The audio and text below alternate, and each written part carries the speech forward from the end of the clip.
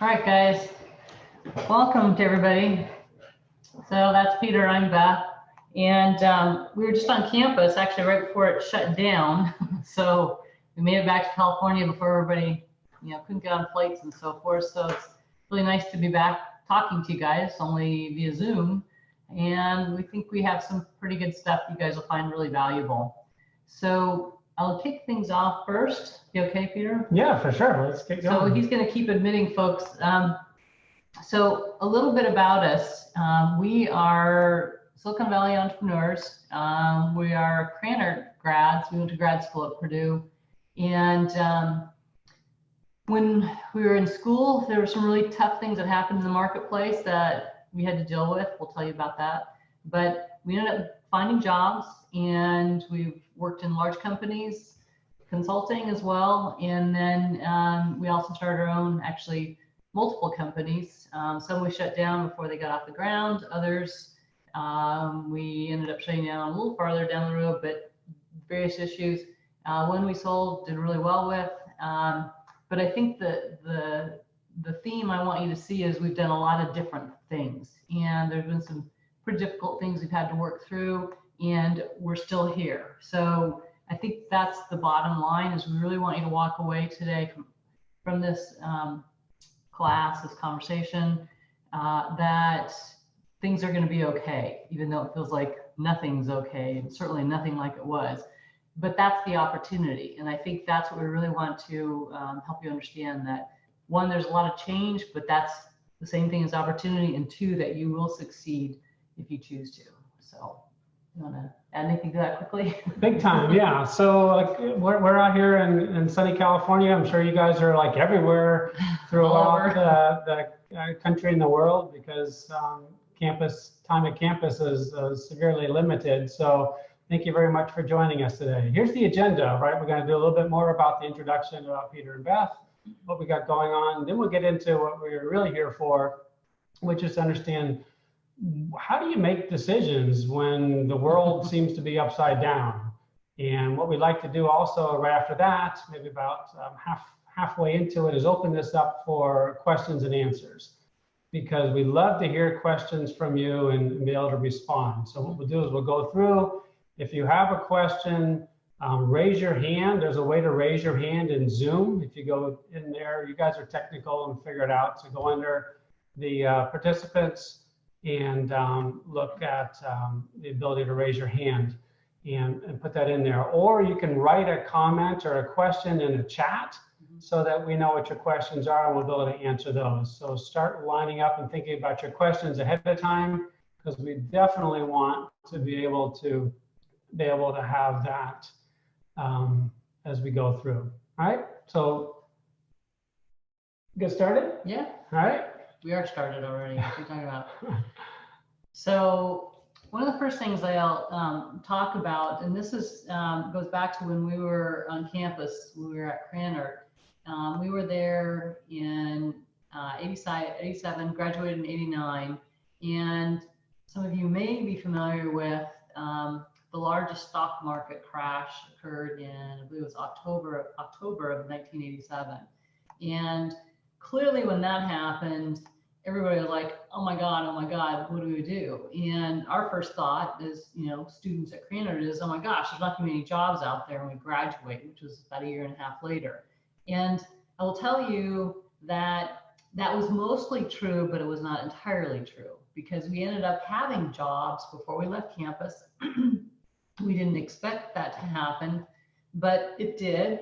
And excuse me, one of the things that I think is important is when we look back at that time and try to understand what were some of the key learnings of that period for us, because we're just like you, we weren't that old, we hadn't really had any experience out there in the world. But the thing that we did do is we thought well enough of ourselves that we were able to keep things moving.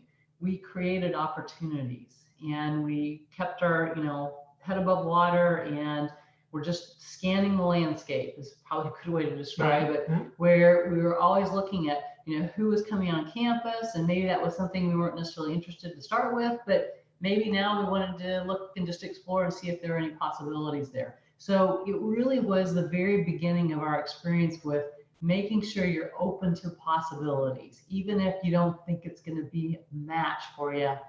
If you keep your perspective open and look for those opportunities, that's when things start to happen.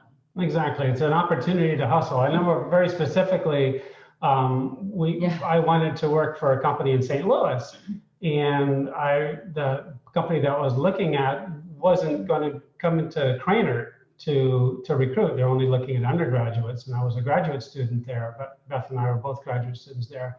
So I hustled and made sure that I had a chance to meet with one of the recruiters to make that whole thing happen. So it's an opportunity for people who are willing to step out and make a change to do that. So that's what we did way back in '87, and this is an opportunity for you as well. Right. And I think if I think back to my own experience in terms of the job search process, Cranert has its own placement office. Thank you. And I remember there was somebody I had heard about coming on campus, and I remember thinking that wasn't a company I really wanted to work for, but I found out later from somebody else who was on the schedule that they had an interesting approach to rotate new hires through different parts of the bank. It was a very large financial institution. And while I wasn't really interested in banks, I was really interested in learning more about how this business operated. So I racing home from class, putting on something that I could, interview in versus, jeans and a t-shirt, and came back to campus and was able to squeeze into one of the interview slots that they had left.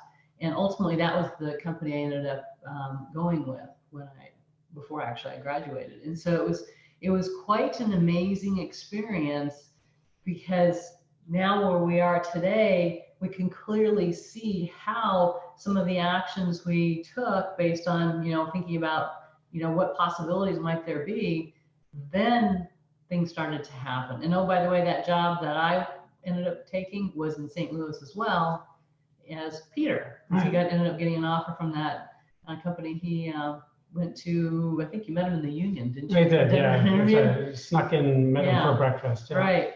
So that's the kind of thing that you want to be doing now. And I think the other thing I would say is, as you're looking at jobs, as you're looking at companies, as you're looking at what you want to do, which by the way is probably where I'd start, think about things that interest you. Think about things that don't interest you.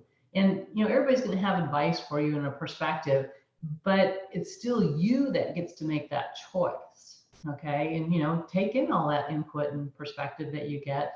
Seek lots of resources for that, but ultimately the decision is your decision, and you can't get it wrong. Right. I'll say that again. You can't get it wrong. We'll talk a lot about that in just a moment when we get to the 4 keys. But one of the things I want to talk about too is to contrast what we did in 1987 with the Black Monday with what we did in 2008 with the Great Recession. Because that was another big thing that has a huge impact on you. And one of the things we did then is that at that point, we saw an opportunity to go into business for ourselves, to be entrepreneurs. We were actually already entrepreneurs at that point, but we saw a huge opportunity in the market back in 2008 because of some of the stresses that the financial markets had. So what we were able to do is take advantage of that because we were entrepreneurial minded, and that's when you can really take advantage of the market.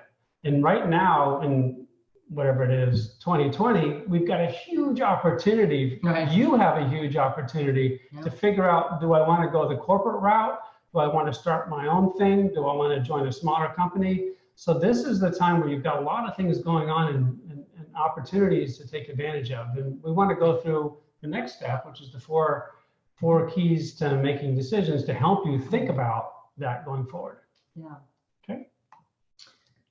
So let's see. Bring that up real quick. Okay, the 4 keys. So the first one, get grounded. This is a really important one for anybody, but I'd say it's especially important if you're looking at making key decisions in your life, because when we say get grounded, we're talking about finding a place where you're, well, it's called stable. You are balanced in terms of your emotional place, your physical place, your relationship space. All those pieces of your life are balanced. They're relatively in balance. And when I say that, you are comfortable in who you are. You're confident. You're not a braggart, but you're confident in what you have to offer, and you believe in yourself, probably most important.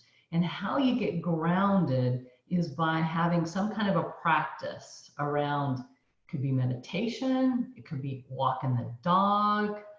Mine is riding my bicycle. Exercise. It could be drawing, it could be writing, any one of those kinds of activities where you're with yourself and you're starting to get to know yourself, and you're not in an agitated space. You're quiet in your head, and you take time like that every day, maybe more time, maybe less time, but that's really, really important when times are topsy-turvy like now. Right, because if you're operating from a place of fear and scarcity and worry, you're not going to make good decisions, right? So that's not where you want to start thinking about, oh, what am I going to do next? What job am I going to take? You don't want to do that from a place of fear, right? The world is going to continue. Right. It may look like it's going to end in a few minutes, but it's not, right? We're going to be around for a while. Things will change, but you can have a longer term perspective, which we'll talk about just a few minutes here. But when you're grounded and you're not coming from a place of fear, you're going to make infinitely better decisions. Right. And you'll feel better about those decisions, which is part of making a good decision. Exactly. Okay, so the second point is to expand your information sources. And this comes across a couple different ways. One is stop reading the news. Well, right? not stop. Well, but don't read the news like constantly, right? Give yourself a little bit of a break. So she's right. It's good to know what's going on out there, but it's not great to be consumed by what's going on. And if you do read the news, look at other sources of information as well, so you're not inundated with the same messages over and over again, right? And also when it comes to information sources, this is the right time to be reaching out to other people, right? Reaching out to friends, reaching out to family, making connections. Just recently, we had a Zoom birthday party, right? So that's what you get to do now. People are mostly at home. They're getting comfortable using this technology. It's a great time to reach out and continue to be connected with your friends and your family, so that you can know what's going on. You get some positive reinforcement. And by all means, surround yourself with people that are positive, that are encouraging, that are hopeful. And I think the thing I would add to that is, when you are going off on a new adventure, I'll just call it an adventure, whether it's, finding your job, or, starting a different class, or doing something that's really challenging. What you want to do is you want to expand your information sources. So you maybe have a network of people that you talk to on a regular basis, but now is the time to start talking to people that maybe have a little different perspective. Exactly. Because one of the things that you learn when you expand your perspective, or your resources, information resources, is you learn different viewpoints, and you start to step back from assumptions you make about things, about people, about how things are done. And that's a really powerful, let me emphasize that, a really powerful way to start to learn new and different ways to do things that, in fact, make more sense for you.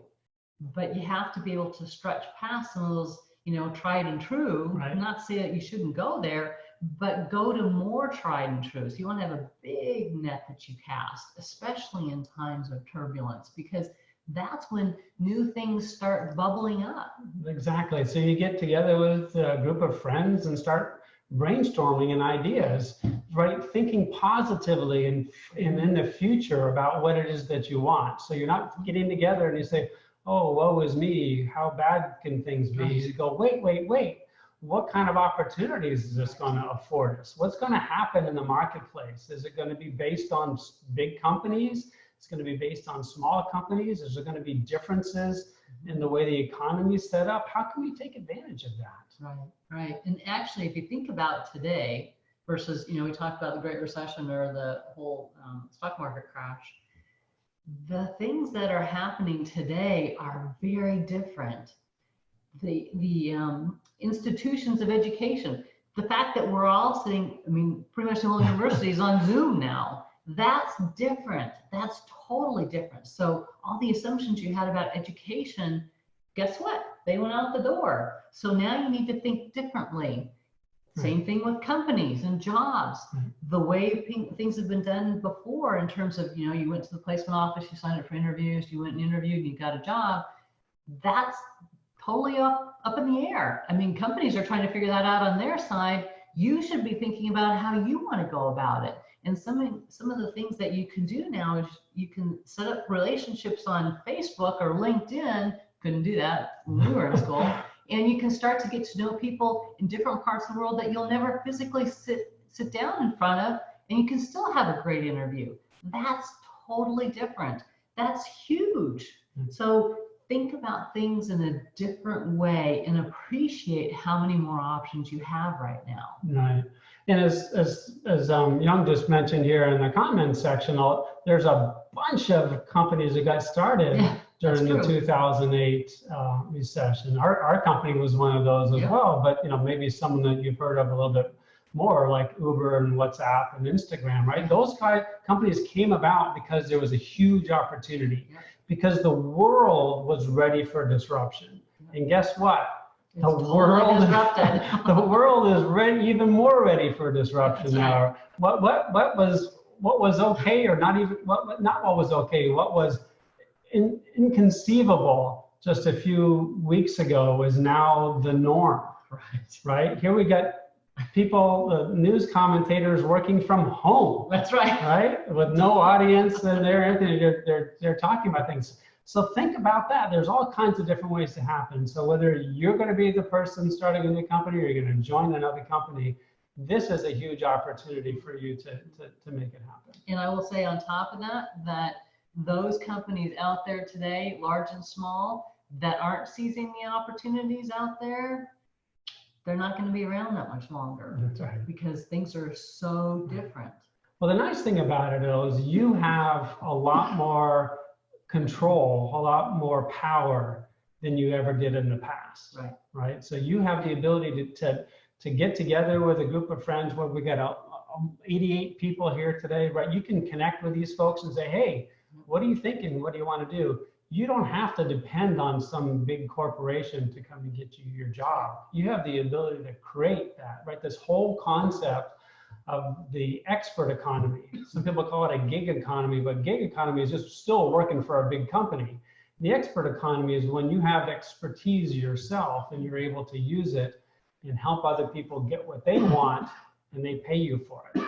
So it's a huge, huge opportunity that's coming our way as we continue to adjust to what this coronavirus has. Yeah, exactly. Right. Now, the third point, right, is how do you overcome fear and worry?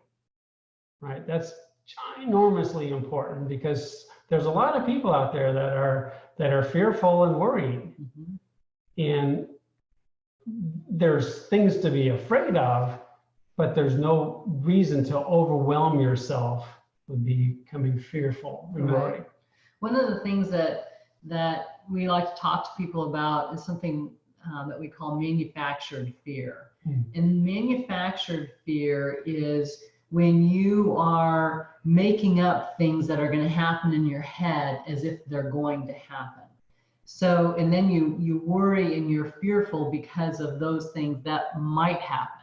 So the thing that's really important, especially now, and this is especially important if you're around a lot of people, because we're all kind of in our confined space now, who are very worryful or worried and fearful, is to remember that whatever you're thinking about has a huge impact on how your future will play out. This is something that Peter and I wished we'd been told when we were in school at your age, because we probably would have lived our life differently. But the fact that what I think about in terms of the perspective I have, like I'm looking forward to and I'm hopeful for this future versus this future over here where I'm really worried and I'm creating all these negative scenarios where I'm never going to find a job, nobody's going to like me, nobody's going to pay me.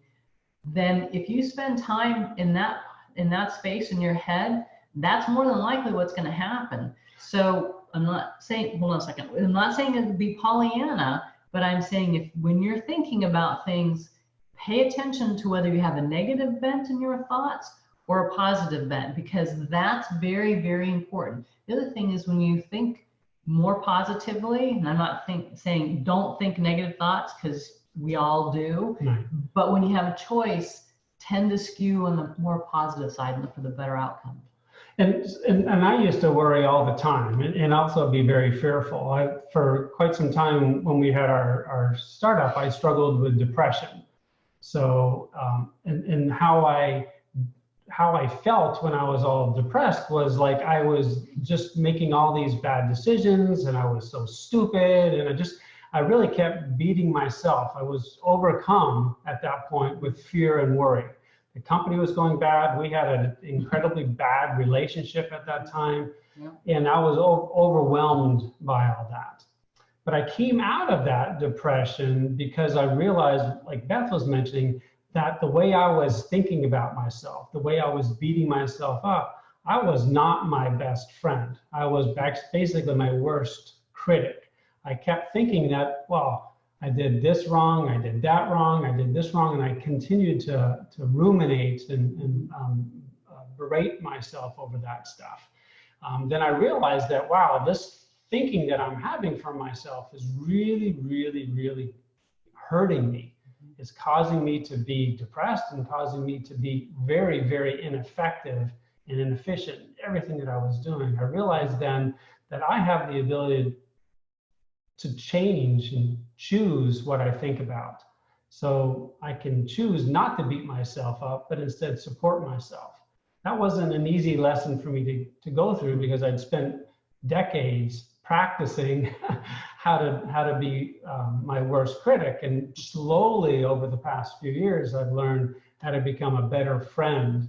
And then as a result, I'm now a better friend with her and I'm a better friend with so many other people. Yeah. And that's mostly yourself. Mostly with myself. Most importantly yourself. Very, very much so. And that's made a tremendous difference. So that's one of the ways I've overcome this whole fear and worry thing. And that's allowed me to deal with what's going on out there today, knowing that I'm in control of what I'm thinking about, that I can now forecast and think about not what's going to happen just in the next couple of months, because we're going to be continuing this social isolation. What's going to happen in the next couple of years, right, when we'll be able to take advantage of the new opportunities that come out there. Right. So you want to start thinking a little differently in terms of, helping yourself feel more, let me restate that, becoming your own best friend is a great way we try to talk about it, because oftentimes we're not our best friend. As Peter was, his worst critic, I was never my best friend. I was, in fact, more often my worst critic. But at the same time, it took practice in paying attention to how we were thinking that we were finally able to make the shift. And I think that's something that's really important, is that it doesn't happen overnight. It takes time. And one of the things that we ask people to do when they're, just, taking a shower, walking the dog, you're just, in your head, sometimes if you're doing homework even, is how are you talking to yourself? Right. Are you supporting yourself or are you degrading yourself? And so it's those little snippets of thought in terms of how you treat yourself in your head that helps to create this, not confident, I'm not good, I'm fearful of things, or I don't get everything right, but I'm learning and I'm appreciating those lessons I'm learning and I'm trying to apply them in my life going forward. That's really important because you live a much more expansive, abundant life when you take that perspective versus closing yourself down and becoming fearful. In fact, you've got a really great story around that, don't you? Umbrella? I'm not sure. Let's come to that one next one. Okay, great. Well, he's still going to tell you. Okay, so the next and the fourth key point we want to make as to how to make better decisions when your world is upside down is to challenge your perspective or to change your perspective, right? So oftentimes when we get caught in a position where we're worried and we're confused, we have a very narrow focus. And that's what happens when we get scared, right? We start to crunch down, right? So think about it, right? If a lion or a tiger is chasing you, you want to narrow down your focus. You don't want to be looking around at the pretty flowers or trees that are going on. If someone's chasing you, you want to focus on how to run away and get out of there. So what happens when you get fearful and worried and overwhelmed, you narrow down your focus. And what we challenge you to do during this time is to instead change that focus and expand it so that you can think of things from a bigger perspective. So you can think of things from a longer term perspective. What's going to happen in a couple of weeks? No, what's going to happen in a couple of years? Think about things for a longer time. And also think about things in terms of, well, what does this mean to my family? What does this mean to my friends? What could this mean to different parts of the world? So looking at things from a different perspective. Want to talk about the umbrella? Sure. So then the other part of it's a great story. So the other thing about challenging your perspective is realizing that for the most part, as you move through life, it feels like you make a bunch of mistakes, or it feels like you're making choices that don't end up the right way. And one of the things that we want to tell you is that what doesn't look like a good choice now might look like a good choice later. Right? If you think about, so we're here in front of you now. We graduated, 30-something years ago from Purdue. Yay, Purdue. And I'd love to tell you that we never made a mistake, that we learned everything as we went through and it was super smooth and easy, right? But that's the absolute wrong thing for us to say. Every time that we stubbed our toe and fell and crumbled and yelled and had what some people would call failures, we learned from that. And as a result of continuing to go through that, we're able to get in front of you today and talk to you about our story. So depending on what your perspective is, as we made those mistakes as we went through working at the companies, the corporations, or also working at our individual company, as we went through those things. We're always making mistakes. Always making mistakes. But if I look at it from the perspective of where I am today, wow, I love that I made those mistakes because I have all those lessons that I learned. And you can't learn that in school, by the way. I mean, school gives you a lot of great stuff, but one of the things that it can't teach you is how to pick yourself back up and take that next step when it feels like you can't do it. You're exhausted, you're wiped out, but if you just pick yourself up and you take that next step and you don't even know more than beyond that first step, that's okay, because when you take that first step, the next step will start to appear, but you can't plan out too far. And so the piece that I want him to tell you about is really good. This is great. So this is a helpful tool for people that are afraid of taking that next step and are afraid of making mistakes, okay? Because I used to be that way. I was afraid to death of making mistakes. And now that I understand the way the world works, it's a lot easier to make mistakes because I realize there really aren't mistakes, right? So let's say that you're about to walk out from your dorm room or from your apartment, and you look outside and it looks a little overcast. So you're thinking, maybe I should take an umbrella, maybe not, I'm not sure. And you decide, no, I'm not going to take an umbrella. I'm just going to leave it here and see what happens. You start heading out, and a block or two away from home, pouring rain. The sky opens up and you get soaking wet, right? It starts raining and raining and raining. So I ask you, from that perspective, because that's a unique perspective, did you make a good choice or a bad choice to leave your umbrella at home? Right? You can write some comments there in the group chat if you like to. But from this perspective, right, you're getting wet. Maybe you made a bad choice. But let's say that you see somebody up in front of you that's got maybe one of those big golf umbrellas that you can fit several people into it, and he or she waves you over, and you come and join, and you get underneath the umbrella, and you strike up a great conversation, and then you turn into friends. and it's like, wow, this is good. Now I ask you the question from this perspective, did you make a good decision or a bad decision to leave your umbrella at home? And the point is, you don't know, right? You can't know. The perspective changes everything. Once it looked like a bad decision, now it looks like a great decision. But maybe in the future something else happens that it turns out to be that person, you know, is no longer your friend. So maybe you shouldn't have met them. But none of that really matters. What matters is how you react to it. So it's raining, right? Going back to where you were earlier, right? It first started raining and you left your umbrella. What are you going to do about it? Are you going to look up and see that person that's holding the other umbrella that you can walk up to and get dry and meet? Or are you going to be mad at yourself? You're going to say, shrink down. You're going to shrink down. You're going to say, dang it, I made a stupid mistake. I always do this.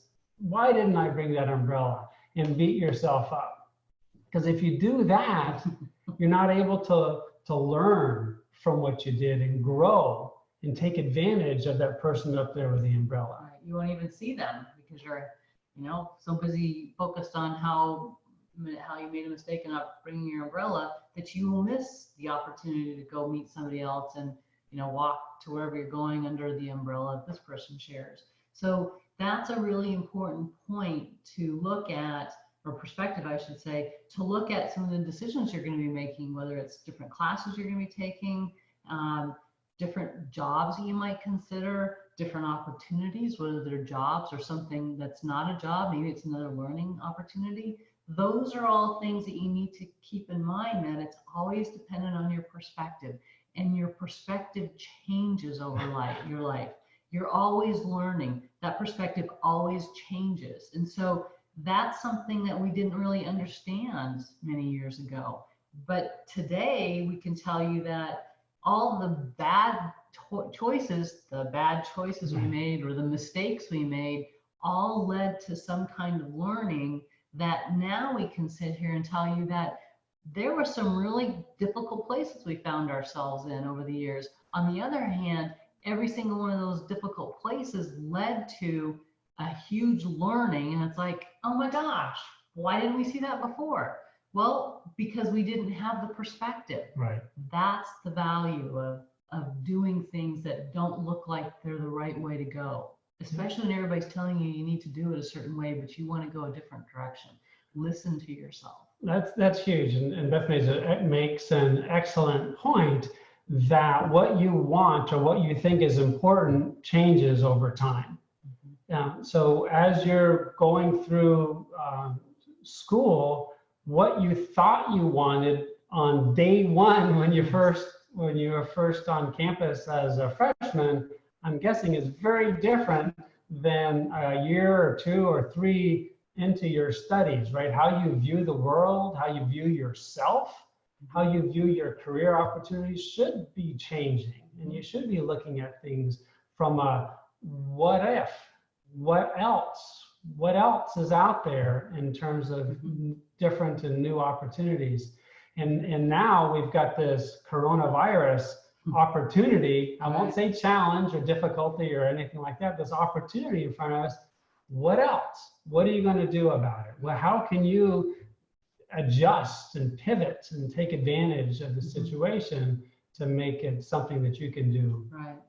Well, right now actually is, if you talk to some of the people who are kind of in the know, if you will, in Silicon Valley, they're seeing this as a huge opportunity because they're all about doing things differently in such a way that you can really access the market from a different perspective, such that you couldn't do 2 weeks ago because people are making all kinds of different assumptions about things. This is the way you went grocery shopping, which has changed. This is the way you go to the movie theaters. You can't do that now. This is the way you go to school. Well, school's a lot different now. And so I think that because we have all this chaos, if you will, in the world right now, and it is the world, it's not just here in the United States or just wherever we are at this moment, it's everywhere. And so all kinds of assumptions are being challenged, and people are having to look at things differently. So this is the perfect opportunity to see things from a different viewpoint and expand your sources so that you can view things differently and find those places that if you want to start a business, exploiting the market, or you find a new job, or you propose a new job. I mean, that's the other thing is you can propose different ways of doing things to somebody that might have a job, but they don't even know it. What if you suggest it to them? You create your own job in the company you want to work for. How great is that? Which is essentially what I did back when I mentioned before that the company that I wanted to work for in St. Louis wasn't coming to hire people like me. So I said, but why not? Why not? And they actually created a position just for me at the campus because I gave them some ideas and I was able to make that happen. So we're not saying you have to start your company or you have to go work for a big company. You have the authority, the power to do all kinds of things. And you guys are of the generation where you're creating new things. You have the ability to create the whole new concepts of what working is about. Exactly. So lots of opportunity out there for you to take advantage of. So was there something you wanted to flip the slide to there, Peter? So what I got the next slide here, let's see what it is. Slide So learn here. more. So no, we're just so we're gonna sign you guys up for the newsletter so you can get a little bit more information about what you can choose is all about. But really what we want to do next is to make this open for questions and answers. Right. So type your questions into the chat and we'll go ahead and just verbally share our answers. So the first question I see is from Isha, I think. What advice do you give to people to overcome anxiety and get grounded despite difficult lifelong circumstances that might not ever change? I think this is a good one for you. Sure. Well, to say things might not ever change is somewhat limiting, right? Because some things seem like they might not change, but they might end up change. But you're right, some things won't change, right? A variety of things won't ever change. So that might be something that you deal with. So one way to deal with things that aren't going to change is to learn to accept them, which is the hardest thing for someone to say, but it is in fact the truth. Having to accept what is, right? Because you are always where you are and things are as they are. You might not like them, but they are the way they are. So I think something to take that a little step farther is, as Peter said, you are where you are. We're only in the present. We're never in tomorrow, and yesterday is always in the past. So you are always in today. So taking that forward, what you want to do is you want to be thinking about what it is you want in your life. You want to be thinking for that future. You don't want to be thinking in the past. It's okay to learn from the past. That's very important, but don't focus on the past. Keep your present in front of you and your future in front of where you are presently. That's where you start to live forward in your life. And that's especially important at your age because you've got your life in front of you.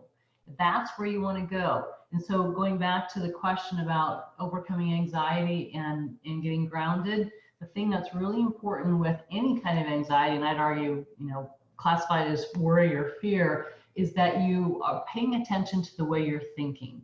So this is where I ask people to be a fly on the wall in your head and watch your thinking for a couple days. What's the theme of your thinking? Are you really judgy of things that you see out there that really, it doesn't matter? Are you really critical of things, yourself most importantly?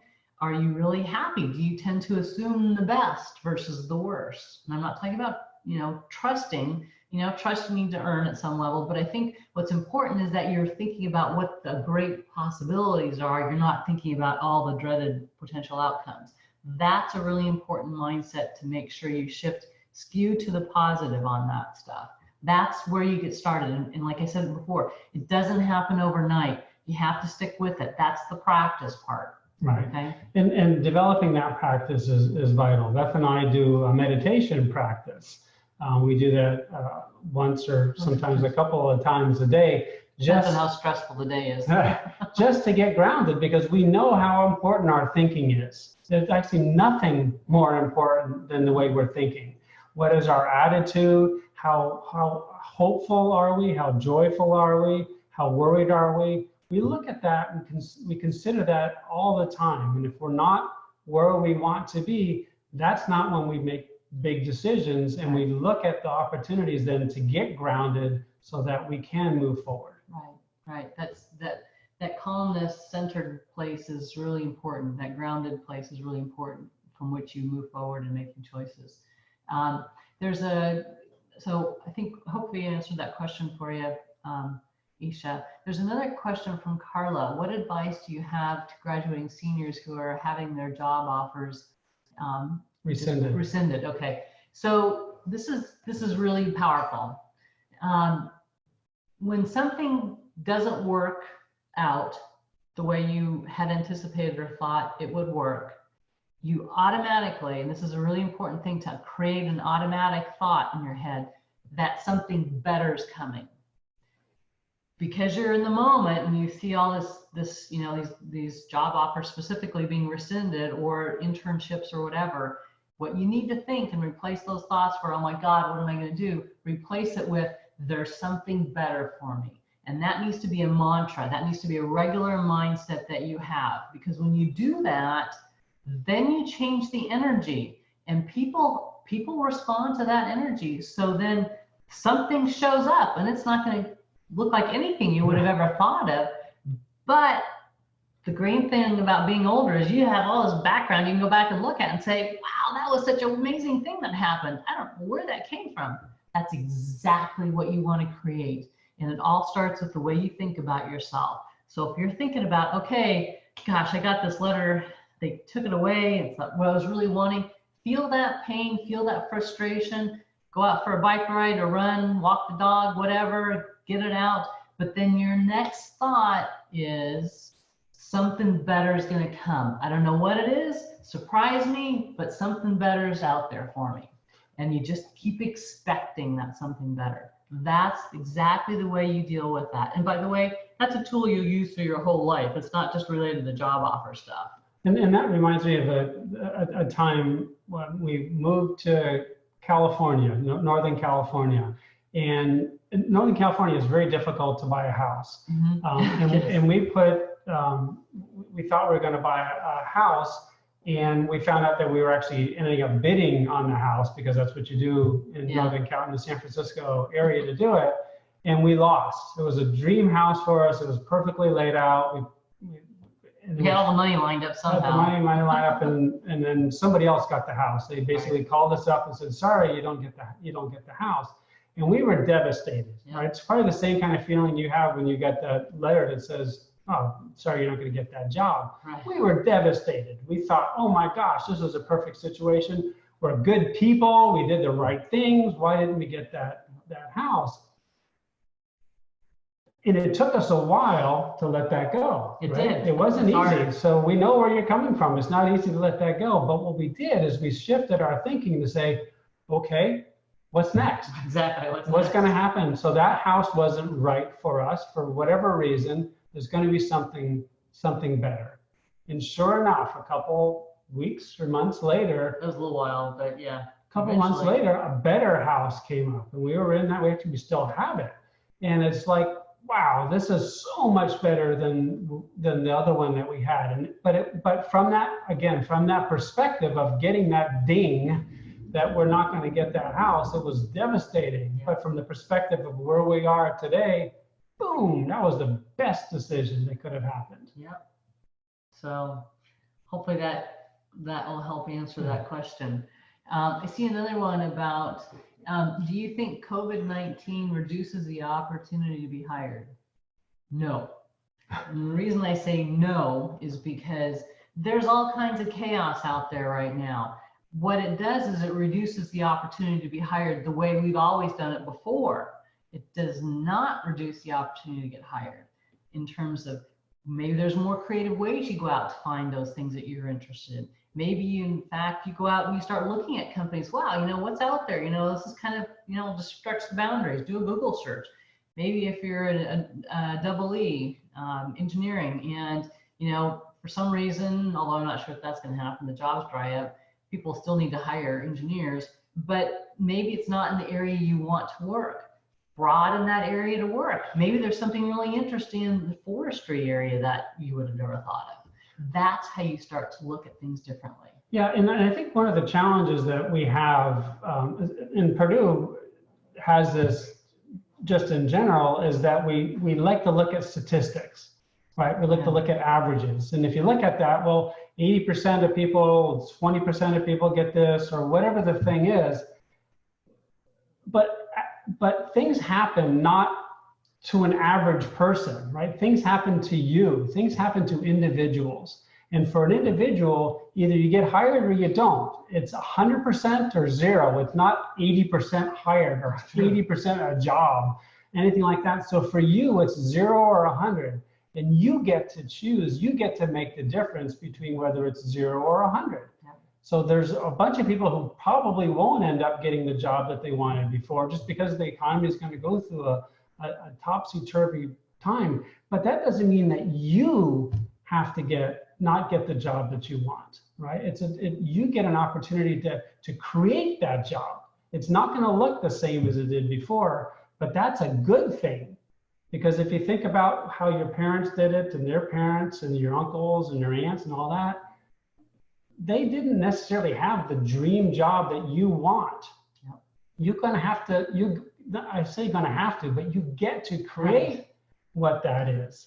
And you're in a position to make that happen. So with a little bit of a hustle, a lot of creativity, and even more positive, powerful thinking about how the fact that you can make it happen will allow that to happen. So we've got a couple questions that are they're about the same, I think, for internships. Instead of job offers, there were internships that weren't canceled. I'd say the exact same thing for internships. And so over the summer months, so you're not, although I would say Netflix is bad and chilling is bad, maybe you don't do just that. But what you do is you go out and you meet people online. And when I say meet people, I'm not talking about the dating apps. I'm talking about going out and spending time on LinkedIn and learning about different people's experiences. And if, I don't know, maybe somebody's got an experience in the film industry that's like really interesting because maybe some work that you've been doing with an advisor or a class you took, a professor somehow had sparked an interest in filmmaking. Maybe it's film production, or maybe it's an ag production. And maybe production is not happening right now, which is perhaps why the internships might have gotten canceled. But what it does is it creates a new area of interest for you in curiosity. So that's another word that's really, really important to use to shift your thinking is be curious about stuff. So instead of Netflix and chilling, think about what are some of the things that you really like to do. I mean, maybe it's as interesting as, understanding more about botany, maybe the way flowers open and close in the morning. I'm fascinated with this.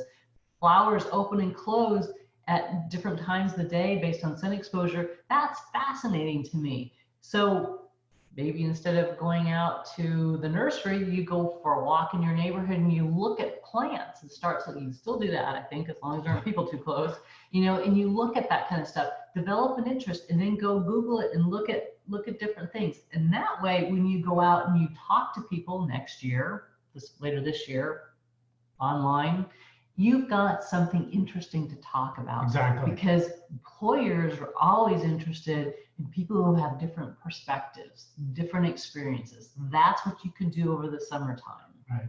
Well, right. And so don't waste this opportunity, right? So get out there, research, figure out what it is that you want to do. Ask yourself some tough questions. What do I want?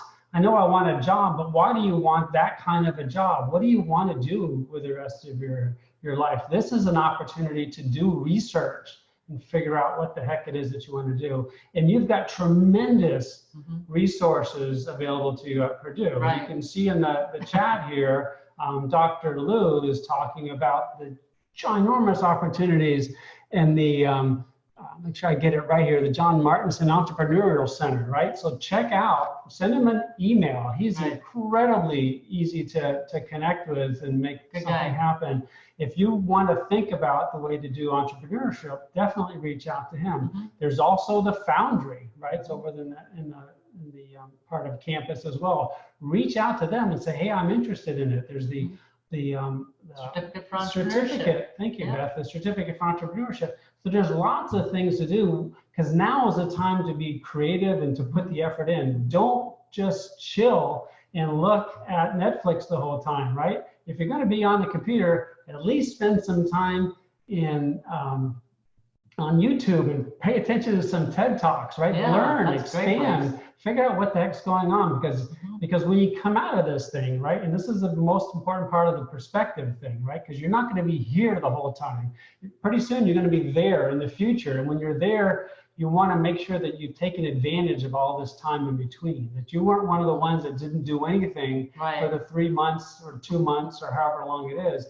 You were one of the ones that was making it, learning what was going on and being in a position to take advantage of it. So reach out to Dr. Lou, reach out to the Foundry, and study and learn about who you can be, because the more power you have, the more things that you do for yourself, the less time you'll have to be worried and scared and watch the news and get overwhelmed with all that stuff, because you'll be in charge of who you are and what you want to accomplish. Yeah, and that's all, everybody has this. It's just, it wasn't so obvious to us early on, but now that's really why we like to talk to folks about how powerful their thinking is, because you have all of that ability. You do it every day. So now you just want to do it more intentionally.